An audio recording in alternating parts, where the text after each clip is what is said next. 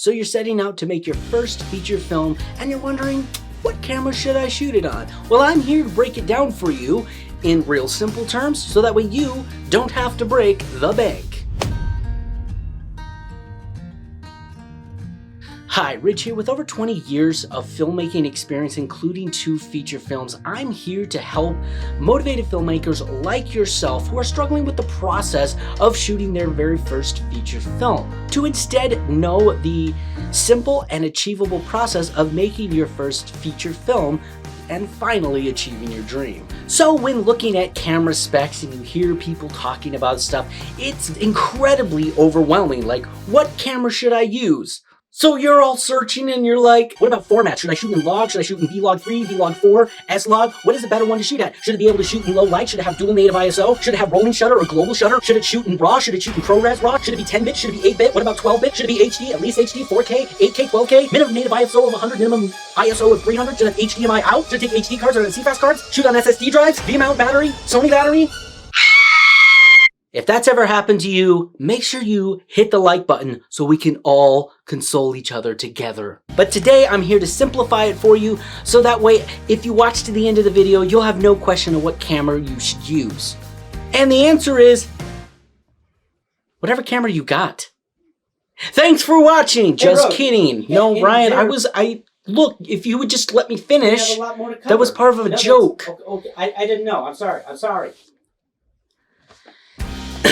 Whatever camera you have is an excellent camera. I shot my first feature film on a it's like a $700 camera right now, but back then it was only about a $1,000 camera. Instead, I spent my money on better audio equipment, which you should always be doing, and spent my budget for my movie on different things like production design, like costumes, extra blood, things like that, because that stuff's gonna sell your movie way more than like shooting in 8K or S-Log 4. Because in the end, look, we have TikTok, okay? That shows you that nobody gives a flying about video quality. So tell your story. Spend your money and focusing on the... I'm calming down. I'll get back to it. Okay. Yeah, okay. You seem stressed. Okay, we'll just edit all of that out. I'm good. No, I'm good. Right. I'm good. Hey, you good? You all right? There are far more important things that you should be spending when allocating your budget. A camera is like the last priority. If you have a camera that shoots decent footage, just use that camera and spend that money on other things that are way more important. So honestly, whatever camera you have is adequate to shoot your first feature film. Kinda.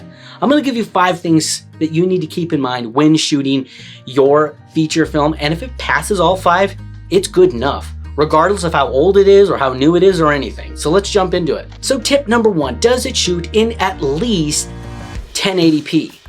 Because 1080p is more than likely the resolution that your film's gonna be distributed on. Next thing is, does it shoot 24p? If you intend to shoot on your phone, there's apps that you can customize your frame rate. Shooting in different frame rates is a little risky because it gives a real video look. Like if you decide to shoot in 60 frames a second or decide to shoot in 30, it gives a real kind of vloggy look. I'd recommend shooting in 24 because for almost 100 years now, we've shot in 24 frames a second.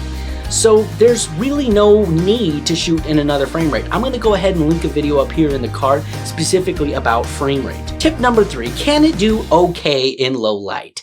I mean, let's face it, I'm sure you don't have a huge, beautiful lighting setup. What you trying to say to me? So it's important that your camera can handle low lit situations without all the expensive lighting. Because first of all, when you're on your low budget, you don't have a lot of time to play around with lighting.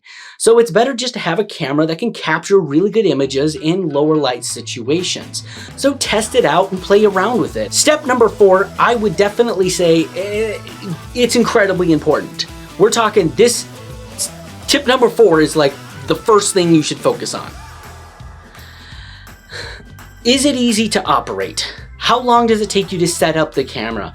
How long does it take you to operate it, to change settings, to change your ISO or any of these things? Is it difficult and bulky, or is it difficult to navigate on set.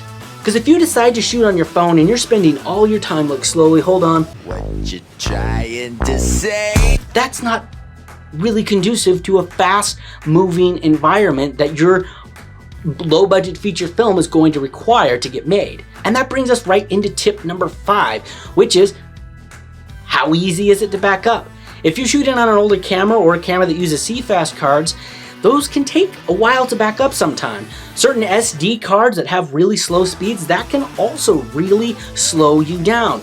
If you're having to back it up from your web, that's gonna take freaking forever. 1 second more and just tippy tap tip top more. And we So being able to back up your footage quickly and efficiently is crucial to the success of your film. Do not underestimate that at all. So my last suggestion to you is, when you're looking for a camera to either buy or to use on set, always be looking at the efficiency over its quality. So let me know in the comments below what camera you use and what cameras maybe you've seen feature films shot on. It's quite impressive. Steven Soderbergh has shot 2 feature films now on an iPhone. Of course, there's gonna be more questions that all of us will have. Feel free to leave those in the comments below, but I'm gonna link a video right here that will hopefully answer some of those questions for you. And I'm gonna link a video right here for the next video in this series. And don't forget, in the meantime, always be creating. Everything and there's no trouble on me.